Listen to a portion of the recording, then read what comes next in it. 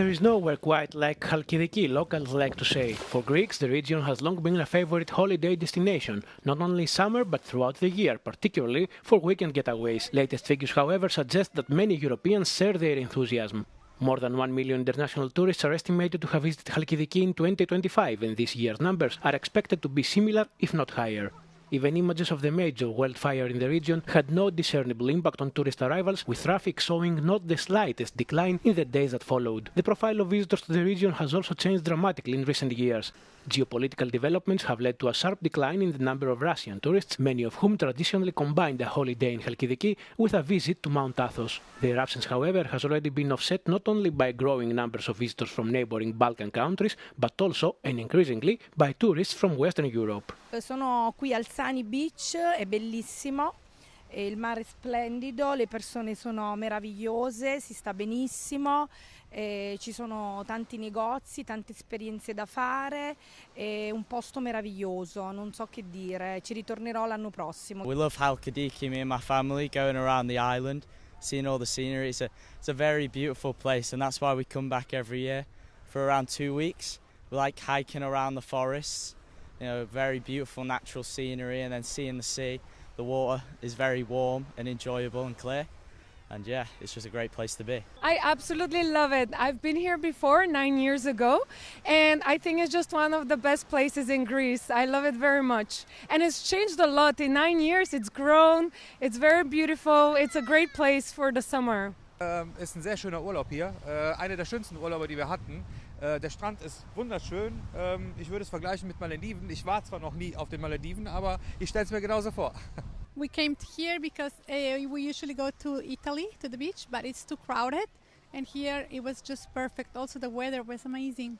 We found great weather, great food, and the beaches is just amazing. We really like it and enjoy it a lot.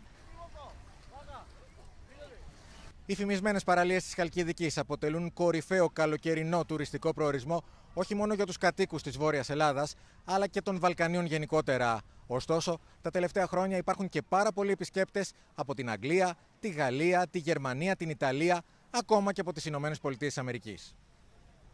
Από την παραλία Σάνι της Χαλκιδικής, για το Euronews, Γιάννης Γιαγκίνης. 1 year from now, some of the best basketball players on the planet will be in Qatar for the FIBA Basketball World Cup. The first edition staged in the Middle East will bring 32 national teams to Doha.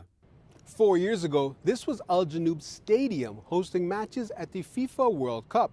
Now it's Al Janoub Arena, transformed for the 2027 FIBA Basketball World Cup, with the first action on the hardwood coming up next week when Qatar hosts China in a World Cup qualifier. Designed by the late visionary architect Zaha Hadid, Al Janoub hosted 7 matches during the 2022 World Cup. Its distinctive design was inspired by the sails of traditional dhow boats and Qatar's maritime heritage. The football pitch is now gone, replaced by an indoor basketball arena with seating for 8,200 fans. This is the legacy that Qatar is always talking about. Turning some infrastructure and some facilities and venues from one tournament to another tournament, and making use of that is sustainable. It's legacy for the country. Much of the original structure remains, but new seating now surrounds the court, the roof has been enclosed, and a giant screen hangs above center court. Al Janoub will be one of 4 arenas staging 92 games from August 27th to September 12th next year. And organizers say basketball will bring its own energy. The dynamic vibes that basketball carries with it, it's unique. For Qatar, it's another major international sporting event and a new chapter for one of the landmarks of 2022. Adil Halim, Euronews, Doha.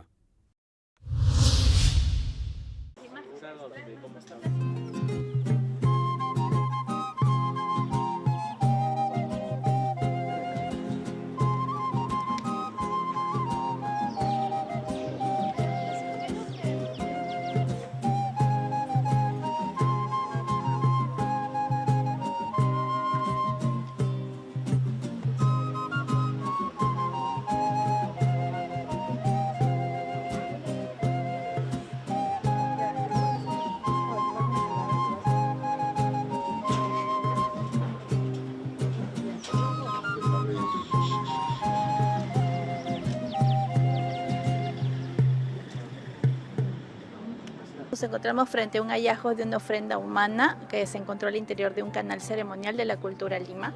Estamos ubicados en Huacapuyana, en lo que vendría a ser el sector B, Huacachica, en lo que vendría a ser la puerta o ingreso principal al centro ceremonial para la época aproximadamente 650 después de Cristo.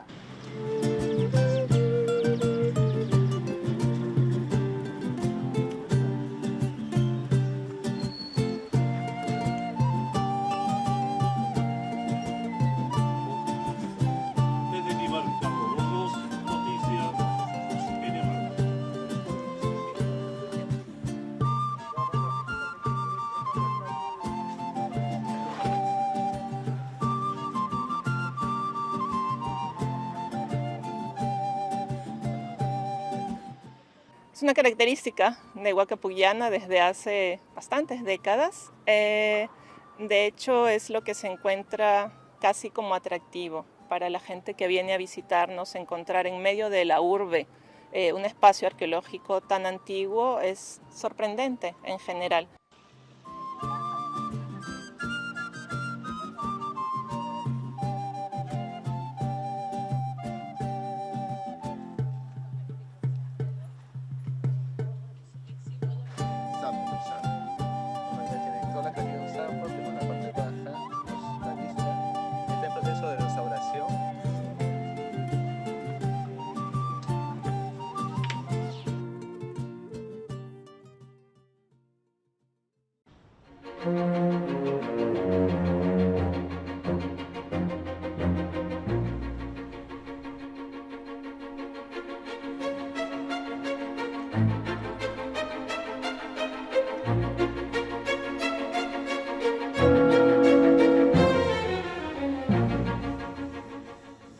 In there, in the actual Garrison Tavern, we have some of our Peaky Blinders in there. We've got singing, we've got speeches.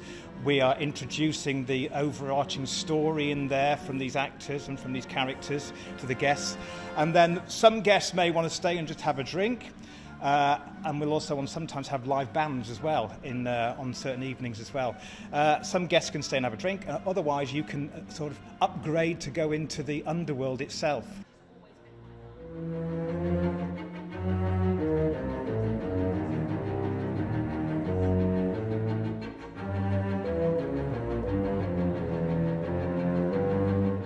You meet characters along the way, you are given storylines and missions, and it's a whole world. You know, the idea is that the audience don't move in a batched linear way where they move from one room to the next. They can go anywhere.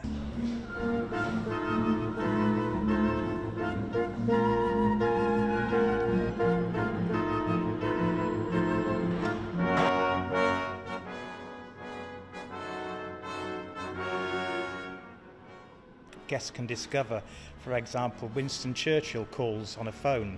So if you're lucky, you may pick the phone up and hear Winston Churchill talking to you. Someone who sounds suspiciously like Alfie Solomons rings in as well, and it's quite rude to you. But again, there's these characters popping up all over, and our cast bring a lot of those extra characters to life as well. All the characters that the actors are playing are brand new. We've created new characters for the underworld.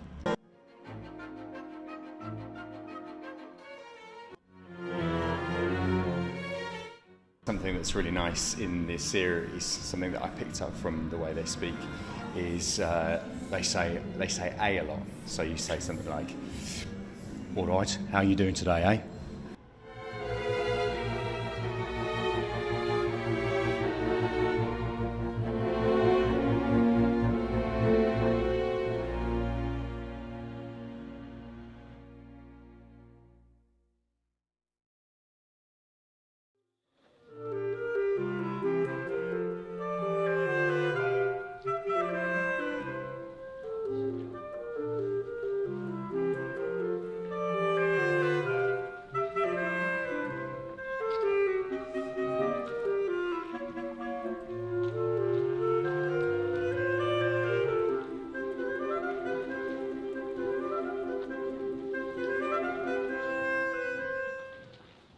Well, we don't loan the girl with the pearl earring because she is our most important and precious painting, not only to the Mauritshuis but also to the Netherlands.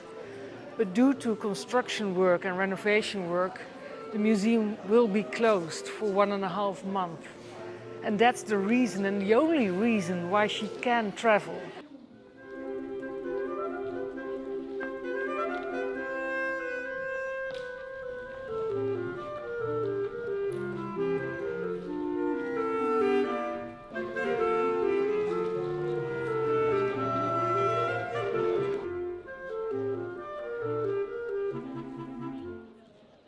There were many parties involved and also many countries wishing her to have in their country, like Korea, China, Singapore, but we chose Japan, for Japan has a huge amount of fans and they really love Vermeer, they love the girl with the pearl earring.